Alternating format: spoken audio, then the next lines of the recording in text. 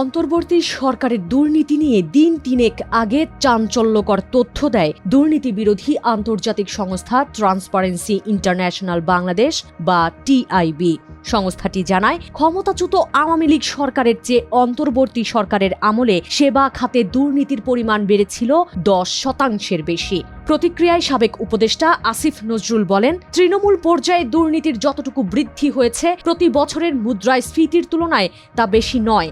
তার এমন মন্তব্য নিয়ে নানা সমালোচনার মধ্যেই এবার সংসদে সরব হলেন স্বরাষ্ট্রমন্ত্রী সালাউদ্দিন আহমদ।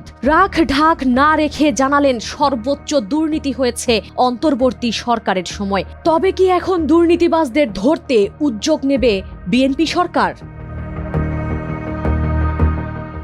দুর্নীতি, অর্থ পাচার, অনিয়ম সহ নানা অভিযোগ এবং তথ্য প্রমাণের ভিত্তিতে জনমত গড়ে তোলা হয় বিগত আওয়ামী লীগ সরকারের বিরুদ্ধে। 24-এর কোটা সংস্কার আন্দোলনে এসব প্রভাবক হিসেবে ভূমিকা রেখে ঘটায় জনবিস্ফোরণ।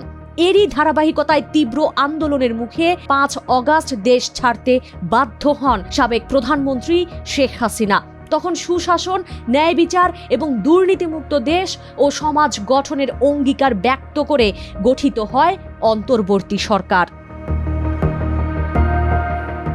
প্রায় 18 মাস দেশ পরিচালনা করেন ডক্টর মোহাম্মদ ইউনূসের নেতৃত্বাধীন এই সরকার। গেল ফেব্রুয়ারিতে নির্বাচন দিয়ে ক্ষমতা ছেড়ে দেন তারা। এরপর থেকেই সামনে আসছে নানা অনিয়ম আর দুর্নীতির খবর। গেল 25 জুন রাজধানীর ধানমন্ডিতে টিআইবি কার্যালয়ে প্রকাশ করা হয় সেবা খাতে দুর্নীতি, জাতীয় খানা জরিপ 2025 শীর্ষক এক জরিপের ফলাফল। এতে বলা হয়, ক্ষমতাচ্যুত আওয়ামী লীগ সরকারের চেয়ে অন্তর্বর্তী সরকারের আমলে সেবা খাতে দুর্নীতির পরিমাণ 10% বেশি বেড়েছিল। এই সরকারের সময়ে এক বছরে ঘুষ লেনদেন 12,633 কোটি টাকা। এ বিষয়ে অন্তর্বর্তী সরকারের সাবেক উপদেষ্টা অধ্যাপক আসিফ নজরুল বলেন, বিচ্ছিন্নভাবে কিছু পরিসংখ্যান দেখে ব্যর্থতা খোঁজাকে অজ্ঞতার পরিচায়ক। তার দাবি, টিআইবি যে তথ্য দিয়েছে তা তৃণমূল পর্যায়ের দুর্নীতির। সেখানে দুর্নীতির যতটুকু বৃদ্ধি হয়েছে প্রতি বছরের মুদ্রাস্ফীতির তুলনায় তা বেশি নয়। তিনি বলেন, অন্তর্বর্তী সরকারের আমলে বরং বড় বড় ক্ষেত্রে যেমন ব্যাংকিং ও কর্পোরেট খাতে নতুন করে দুর্নীতি ঘটেনি। এর প্রতিফলন আমরা রিজার্ভ ও রেমিটেন্সের ব্যাপক বৃদ্ধি এবং ব্যাংকিং ব্যবস্থার প্রতি মানুষের আস্থা ফিরে আসার মধ্যে দেখতে পাই। বিচ্ছিন্নভাবে কিছু পরিসংখ্যান দেখে আমাদের ব্যর্থতা খোঁজা তাই অজ্ঞতার পরিচায়ক। তার এই দাবির রেশ কাটতে না কাটতেই সংসদে বিষয়টি নিয়ে মুখ খুললেন স্বরাষ্ট্রমন্ত্রী সালাউদ্দিন আহমদ। 28 জুন তিনি বলেন, অন্তর্বর্তী সরকারের সময় সর্বোচ্চ দুর্নীতি হয়েছে। অন্তর্বর্তীকালীন সরকারের 1.5 বছরের একটা অস্থির সময় ছিল, যমুনার অভ্যন্তরে আর যমুনার কিনারে মিলিয়ে আপনি জানেন।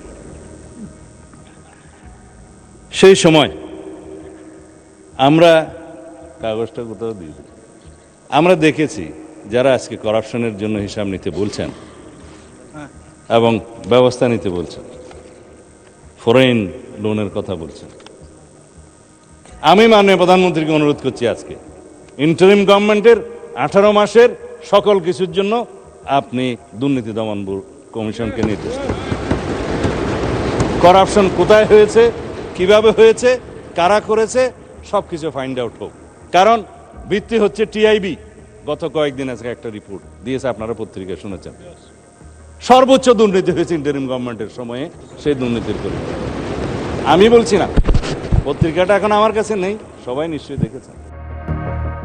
টিআইবির জরিপ অনুসারে দেশের 80% বেশি মানুষ দুর্নীতির শিকার হওয়ার তথ্য খুবই উদ্বেগজনক বলে মনে করছেন পর্যবেক্ষকরা। তারা বলছেন, দুর্নীতি নিয়ন্ত্রণ করা হচ্ছে না বলেই তা বিকশিত হচ্ছে, আর বর্তমানে তা স্বাভাবিক বাস্তবতায় রূপ নিয়েছে।